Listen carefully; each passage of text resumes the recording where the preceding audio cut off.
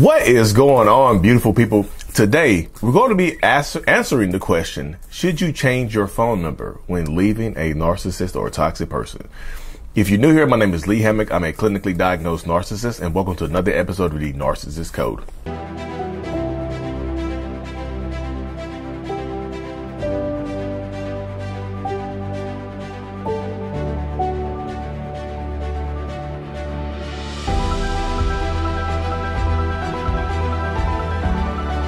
Bang!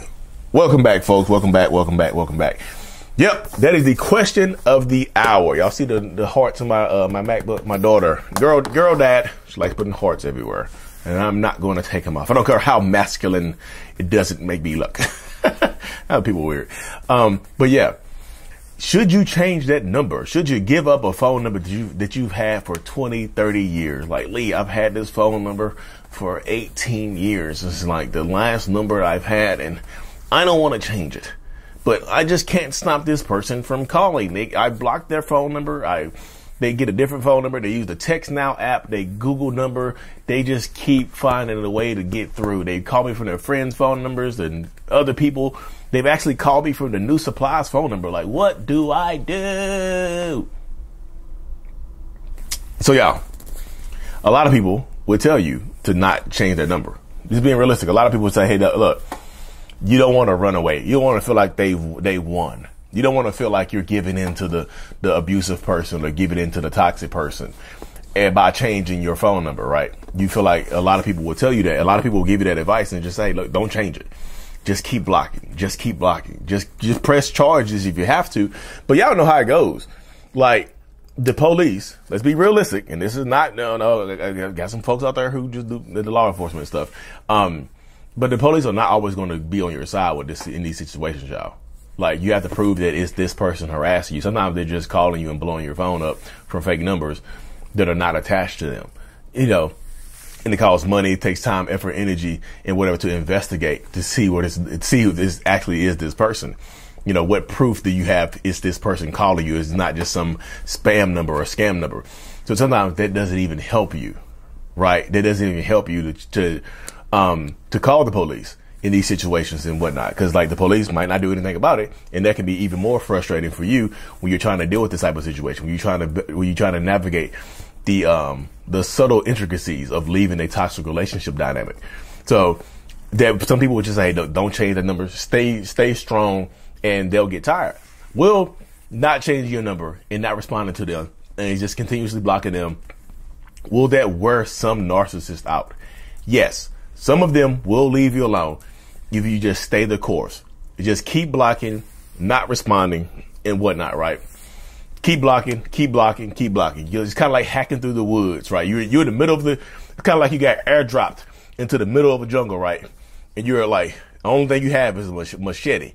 You got to hack through the woods to get out of there. Just hacking the branches. Like every branch is a new phone number or a new method of communication. Like not even your phone number, like email. They might email or text you or whatever, right? Hacking, right? Hacking until you get through. And sometimes they will leave you alone. Sometimes they get worn out. They find a new person, whatever it is, they will leave you be, right? But some of them won't. Yo, this can go on for, and I'm not trying to be doom and gloom, but I feel like a lot of people can co-sign this in the comment section. Some of them will not leave you alone. Some of them will continue to mess with you. Some of them will continue to mess with you even after, like, you continuously block them for years. And you know it's them, but you can't prove it's them because sometimes they don't even say their name.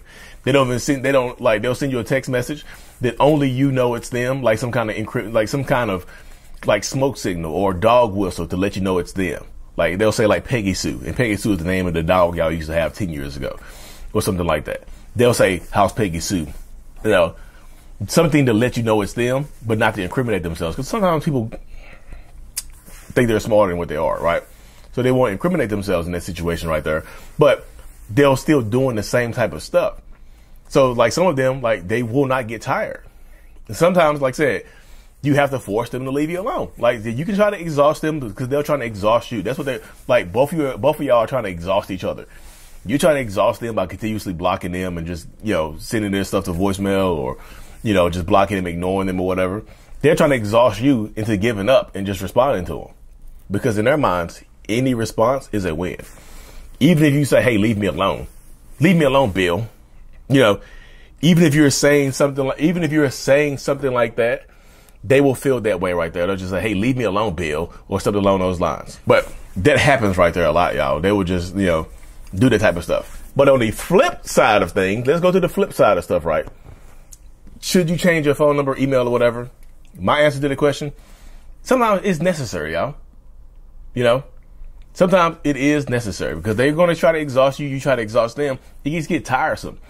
Sometimes the best way is to change your number. This is not, look, of course, you do what you want to do. If you don't want to give up that phone number because it's easy to remember, it's your high school phone number. You got to create that phone number through, you started it through Singular Wireless and Alltel and whatever, Nextel. You had this number since back in the day, right? You just been transferring this number to different services, right? You do what you want to do. But if it was me in this situation, I would change my number. But y'all, oh my goodness, let me say this right here. Let me say this as clear as I could possibly say it. Do not change your number if you're just going to give it to them. Do not change your phone number if the thought in your mind exists for you to break no contact and you to call them or respond to them or text them back or whatever. Do not change your number, because it just defeats the purpose. And then you be frustrated from changing your number. Like, I changed my number and I gave it to him anyway. I'm such a failure. You'll start beating yourself up, and you could inadvertently start a shame spiral that make you do more shameful things. You'll feel like, I've already done this one shameful thing, I might as well keep doing others. So do not change your number if the possibility exists for you to give it to them anyway.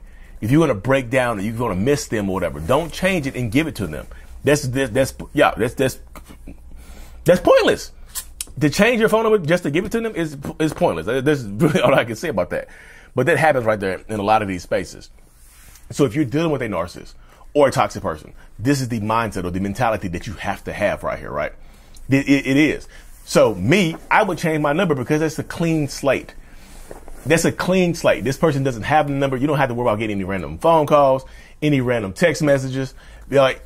You change your phone number, it's a clean slate for you. It's kind of if you look at it in a different way, it's kind of releasing the energy that other phone number had.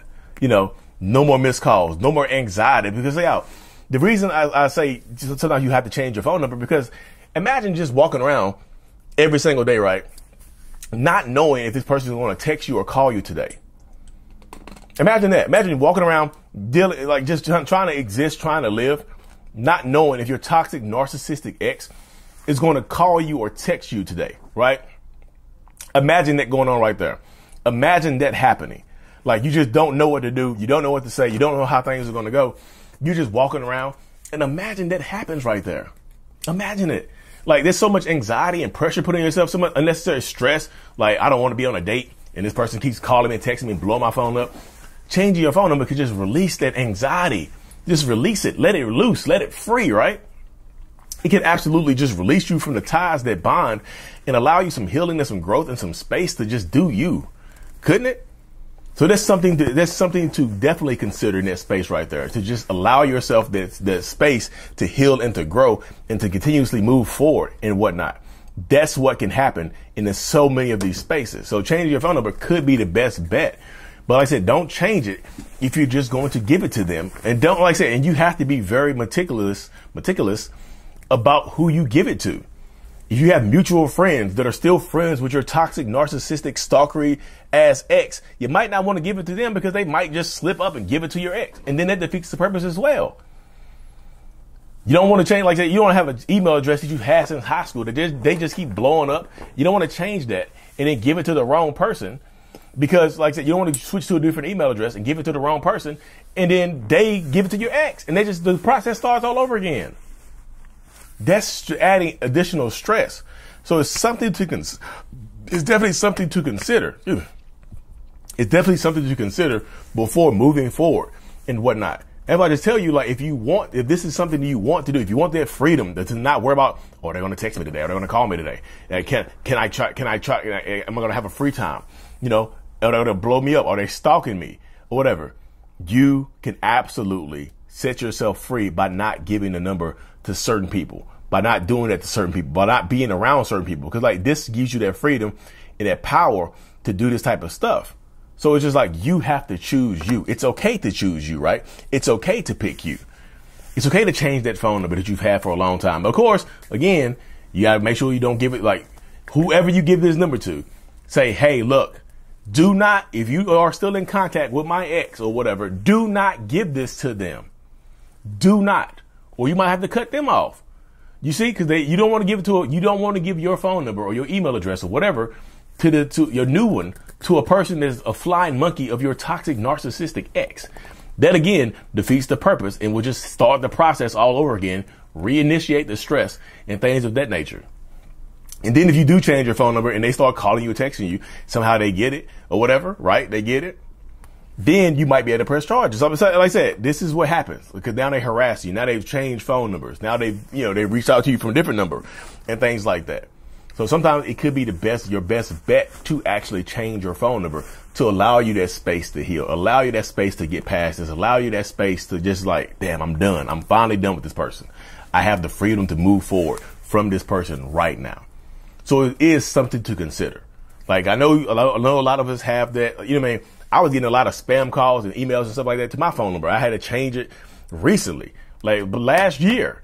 You know, this is just spam calls. This is not a toxic ex. This is just spam calls. And it just sucks having to give it to so many other people. And I'm a real estate agent in North Carolina. So if you need a house in North Carolina, look me up.